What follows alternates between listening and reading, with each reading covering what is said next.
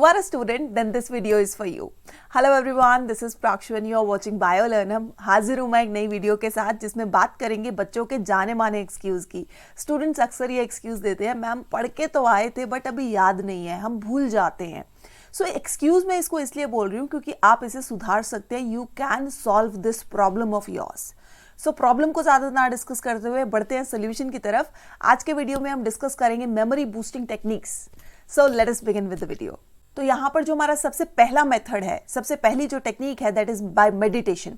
Meditation एक ancient method है, पुराने जमाने से लोग इसको फॉलो करते हुए आ रहे हैं और इसको इसलिए फॉलो कर रहे हैं क्योंकि इसके अनगिनत फायदे हैं.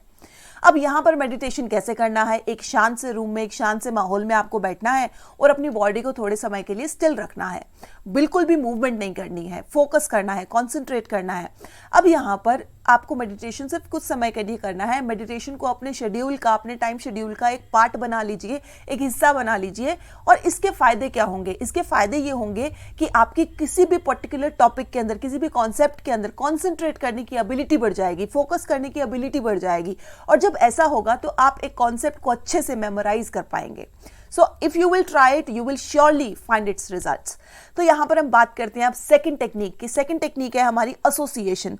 अब ये जो एसोसिएशन की टेक्निक है, ये बहुत ही कमाल की टेक्निक है. इस कमाल की टेक्निक में क्या है? We have to associate. Associate यानी रिलेशनशिप बनाना है.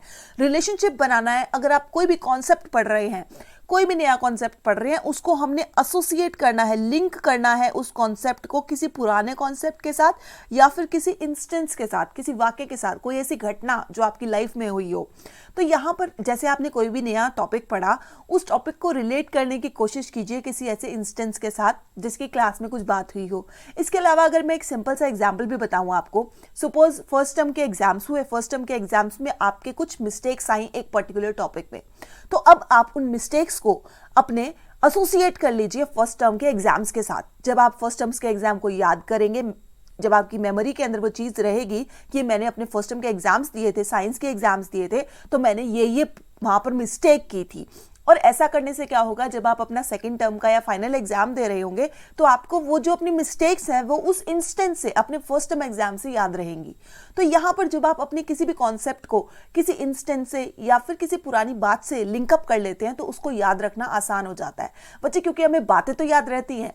अब हमने परसों, 10 दिन पहले, 20 दिन पहले या पिछली क्लास में अपने साथी के साथ, अपने क्लासमेट के साथ, अपने बेस्ट फ्रेंड के साथ उस लास्ट बेंच पे बैठ के क्या बात की थी ये हमें याद रहेगी, बट कल के लेक्चर में हमने क्या सुना था ये शायद हमें याद ना हो.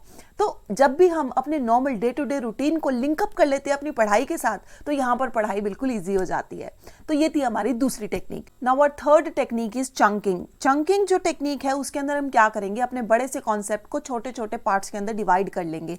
अगर हमारा कोई बड़ा सा कॉन्सेप्ट है, उस बड़े से कॉन्सेप्ट को हमने क्या किया? हिस्सों में डिवाइड कर लिया. हिस्सों में डिवाइड करने से क्या होगा? जैसे ये हमने 4 पार्ट्स बना लिए इसके. अब यहाँ पर हम क्या करेंगे? रैदर देन इस पूरे चैप्टर को एक दिन में करने की बजाय हम इन पार्ट्स को कंप्लीट करेंगे एक एक दिन में. यहाँ पर एक दिन में हमने फर्स्ट पार्ट किया, दूसरे दिन सेकंड पार्ट किया, तीसरे दिन थर्ड पार्ट किया और फोर्थ दिन हमने अपना चैप्टर कंप्लीट किया. तो चैप्टर को कंप्लीट करना यहाँ पर आसान हो जाता है. और यहाँ पर दूसरा फायदा क्या होता है? फायदा ये है कि अगर आप डिसाइड करें, सपोज मॉर्निंग में उठ के आप डिसाइड कर रहे हैं कि आज मैं ये चैप्टर पढ़ूंगा, पर क्योंकि चैप्टर इतना बड़ा है, ह्यूज है, तो आप उसको नहीं पढ़ पाए तो एक डीमोटिवेशन आपको मिलेगी. डीमोटिवेशन क्या मिलेगी? अरे मैं इसको कर नहीं पाया, ये बहुत मुश्किल है, ये टास्क बहुत मुश्किल है. पर अगर आपने उस चैप्टर को ब्रेक कर लिया छोटे छोटे सब टास्क के अंदर, तो यहाँ पर जैसे ही आपने फर्स्ट उसका पार्ट कंप्लीट किया, आपको एक सेंस ऑफ अकम्प्लिशमेंट मिलेगी. जैसे ही आप वो अपना पार्ट कंप्लीट करेंगे आपको लगेगा अरे मैंने तो अपना टास्क कंप्लीट कर लिया. तो यहां पर सेकंड टास्क को करने के लिए आपको ऑटोमेटिकली एक मोटिवेशन मिल जाएगी. सेकंड को आप जैसे ही कंप्लीट करेंगे आपको फील होगा ओके, हाफ चैप्टर तो मेरा हो गया है. सो आप फटाफट से अपने थर्ड पार्ट को कंप्लीट करेंगे. और थर्ड पार्ट के बाद जैसे ही फोर्थ पार्ट कंप्लीट होगा आपके अंदर एक कॉन्फिडेंस आएगा कि आप कोई भी चैप्टर अपने सिलेबस का बहुत आसानी से कर सकते हैं. इन चंक्स को मेमोराइज करना भी आसान होगा as comparison to complete chapter. तो यहां पर हम बढ़ते हैं अपनी चौथी टेक्निक की तरफ. इसके बारे में अक्सर मैं अपनी वीडियोस में बात करती हूं. यह है एक्रोनिम्स एंड मिमोनिक्स.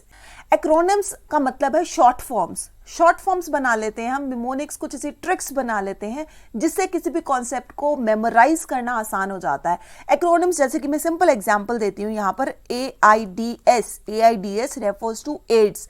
एड्स की अगर हम फुल फॉर्म देखें, एड्स का मतलब मतलब है एक्वायर्ड इम्यूनो डेफिशिएंसी सिंड्रोम।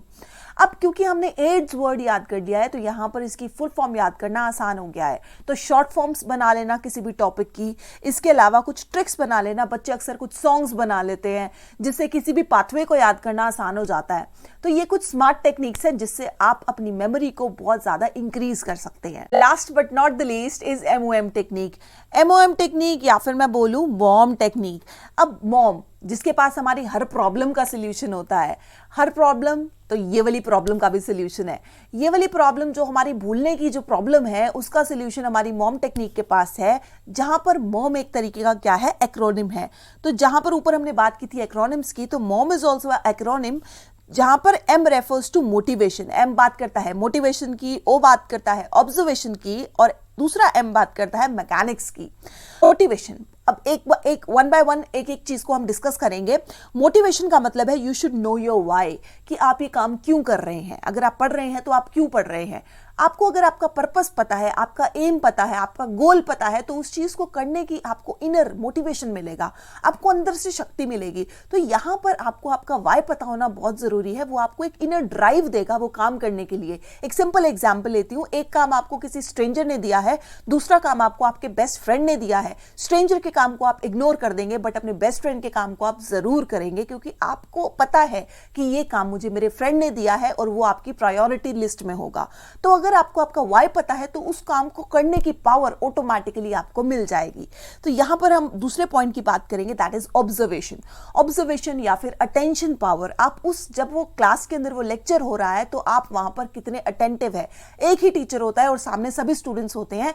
एक स्टूडेंट को हम बोलते हैं ज्यादा समझ आ रहा है, दूसरे स्टूडेंट को हम बोलते हैं कम समझ आ रहा है।